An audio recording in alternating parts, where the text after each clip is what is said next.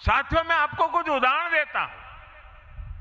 आजादी के 70 वर्ष बाद सिर्फ 3 करोड़ ग्रामीण परिवारों तक ही पाइप से पानी पहुंच पाया था।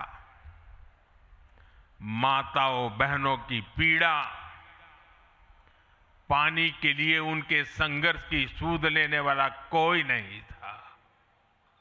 और मुझे याद है, मैं जब गुजरात में राजनीतिक क्षेत्र में नहीं आया था, सामाजिक जीवन में काम करता था, तो हमारे यहाँ एक धंधुका करके स्थान है, वहाँ मैं जाता था तो वो मुझे वहाँ के लोग कहते थे कि आप यहाँ रात को मत रुकिए और जब भी आपका दौरा हो तो सुबह 10 बजे के बाद आइए। नॉर्मली मेरा नेचर रहता था कि हर नए स्थान पर जाकर के रात को रुकूं, कार्यकर्ताओं से मिलूं, लेकिन धंधुका वाले मना करते थे। क्यों? वो कहते पानी नहीं है, सुबह हम आपको स्नान करने के लिए पानी नहीं दे पाएंगे। वहां तो कहावत चलती थी कि बेटी को बंदूकें दो लेकिन धंधुके मत दो, यानी उसको बंदूक लगा मार दो लेकिन धंधुके में शादी मत करो। पानी नहीं था। ये दर्द मैंने देखा है।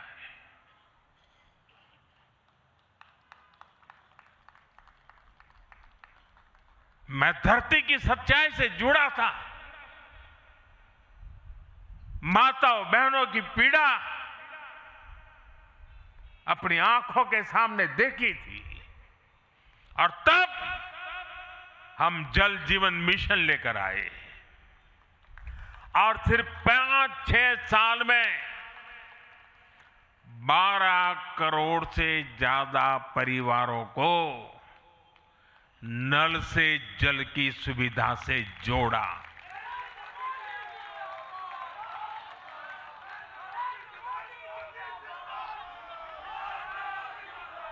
साथियों, ये हमारी सरकार है जिसने धुएं से बीमार होती बहनों की पीड़ा समझी, वरना पहले तो एलपीजी गैस को भी अमीरों का ही सौभाग्य मान लिया गया था।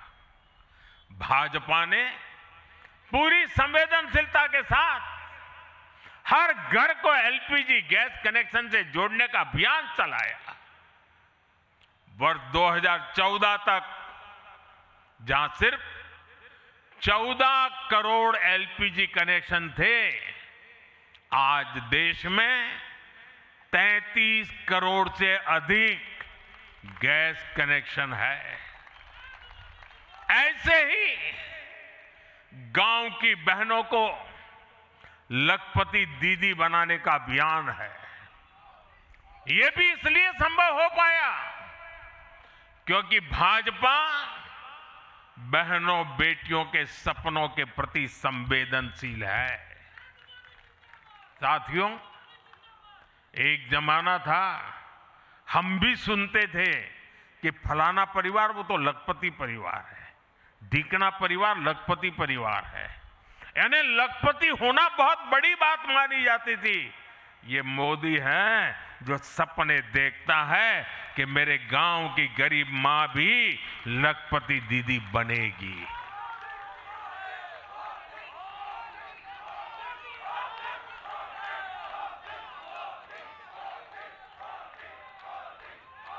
साथियों, दशकों तक आदिवासी समाज को सिर्फ वोट बैंक से जोड़कर देखा गया, लेकिन संवेदनशील भाजपा के हमारे संस्कारों ने समाज के प्रति समान भाव की हमारी परंपरा के कारण भाजपा ने आदिवासियों में भी सबसे पिछड़ी जनजातियों की पीड़ा को समझा। उनके विकास के लिए पीएम जनमन योजना बनाई और पीएम जनमन योजना के लाभार्थी इतने बिखरे हुए हैं और एक दो दूर दूर जंगलों में पड़े हैं। उनसे एक म्युनिसिपैलिटी की सीट भी जीती नहीं जा सकती है।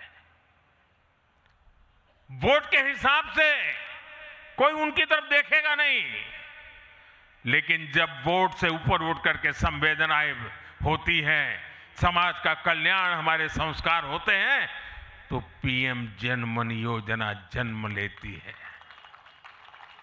आदिवासियों में भी अति पिछड़ा संख्या में भले ही कम है, लेकिन उनके प्रति हमारी संवेदना में कोई कमी नहीं है।